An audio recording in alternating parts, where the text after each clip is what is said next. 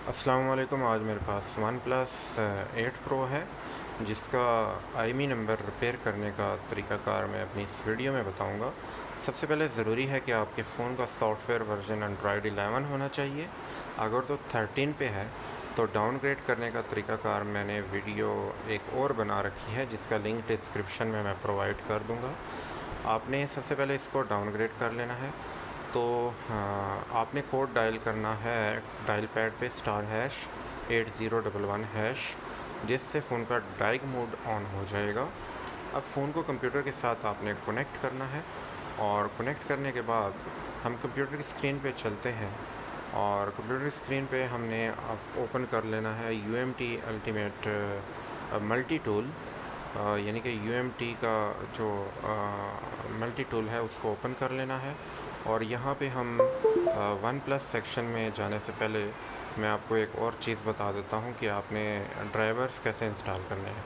आप डाइग मोड पे जब फ़ोन कनेक्ट करेंगे तो ड्राइवर्स पे क्लिक करना है, जो येलो हो उस पे क्लिक करते हुए हम लेट मी पिक पे क्लिक करेंगे, यहाँ पे नेक्स्ट पे क्लिक करेंगे, और यहाँ से हम जो ब्राउज़ में जाके फ़ोल्डर सेलेक्ट करेंगे वो सी सेक्शन में यहाँ पे हमें मिलेगा UMT टूल में। UMT टूल के फ़ोल्डर में हमें एक फ़ोल्डर मिलेगा QC का।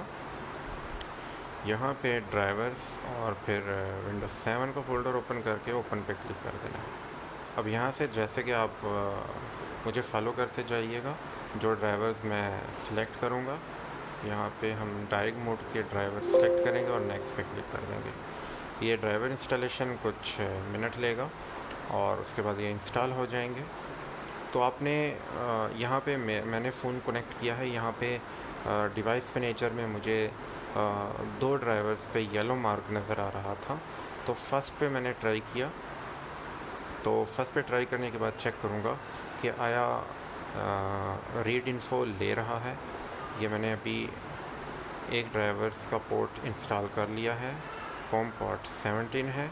यहाँ स्कैन करूँगा और ये मैंने सेलेक्ट किया, वन प्लस सेक्शन में गया और रीड इन्फो ली। ये चेक कर रहा हूँ मैं आया कि हमारा कॉम पोर्ट जो मैंने इंस्टॉल किया है जिसका ड्राइवर, वो काम कर रहा है या नहीं। तो ये फेल हुआ। अब जो दूसरा डिवाइस मैनेजर में हमें नज़र आ रहा है कॉम पोर्ट जिस पे येलो मार्क है, उसके ड्राइवर में इंस्टॉल करूँगा। इसी तरीक़ाकार को आजमाते हुए ब्राउज़र में जाके मैंने विंडोज़ 7 QC के फ़ोल्डर से सिलेक्ट किया और डाइग मोड के यानी कि कॉलकॉम डायग्नोस्टिक मोड के जो पोर्ट है उसके ड्राइवर्स सेलेक्ट किए और नेक्स्ट पे क्लिक किया। तो हमारे ड्राइवर्स जो हैं वो इंस्टॉल हो चुके। अब डिवाइस मैनेजर में हमें एक और कॉम पोर्ट शो हुआ, यानी कि कॉम 18।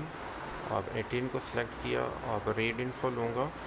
तो उम्मीद है कि इससे इन्फो ले लेगा और इंतज़ार करते हैं। ये इन्फो ले ली, इसका मतलब है कि यही कॉम पोर्ट है जिससे हम फ़ोन का आईएमई रिपेयर करेंगे। अब हमने करना ये है कि इसी मल्टी टूल में हमें राइट साइड पे हमें आईएमई के दो यानी कि सेक्शन नज़र आ रहे हैं। यहाँ पे हम इन दोनों को चेक करेंगे और यहाँ पे हम अपने फ़ोन की मतलूबा आईएमई दर्ज करेंगे। याद रहे हमेशा अपने फ़ोन की ओरिजिनल आईएमई दर्ज कीजिए, यानी कि जो बॉक्स पे दर्ज होती है या फ़ोन की बैक पे जो स्टिकर दर्ज होता है उसके ऊपर आईएमई नंबर दर्ज होती है, आपने हमेशा उसका इस्तेमाल करना है।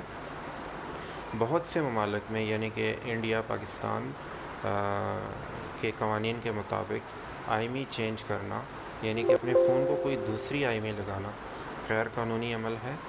तो इससे आपने बचना है, हमेशा अपने फ़ोन की ओरिजिनल आईएमई का इस्तेमाल करना है। तो ये वीडियो मैं सॉफ्टवेयर के हवाले से बनाता हूँ कि हमारा फील्ड है सॉफ्टवेयर की। अक्सर औक़ात सॉफ्टवेयर करने के बाद फ़ोन के स्टॉक फर्मवेयर इंस्टॉल करने के बाद फ़ोन की आईएमई जो है वो करप्ट हो जाती है। तो उसके बाद ज़रूरी होता है कि फ़ोन की ओरिजिनल आईएमई दर्ज की जाए। तो आईएमई दर्ज करने के बाद मैंने रिपेयर पे क्लिक किया उसके बाद फ़ोन की आईमी रिपेयर हो चुकी। अब फ़ोन की जानब आते हैं। फ़ोन को आपने जस्ट रीस्टार्ट करना है। रीस्टार्ट के बाद हम देखेंगे कि फ़ोन का जो आईमी नंबर है वो रिपेयर हो चुका है। उम्मीद है कि आप लोगों की समझ में ये सारी बातें आ चुकी होंगी, लेकिन फिर भी किसी किस्म की हेल्प या रहनुमाई की सूरत में आप लोग वीडियो के डिस्क्रिप्शन में या वीडियो के कमेंट सेक्शन में आप पूछ सकते हैं।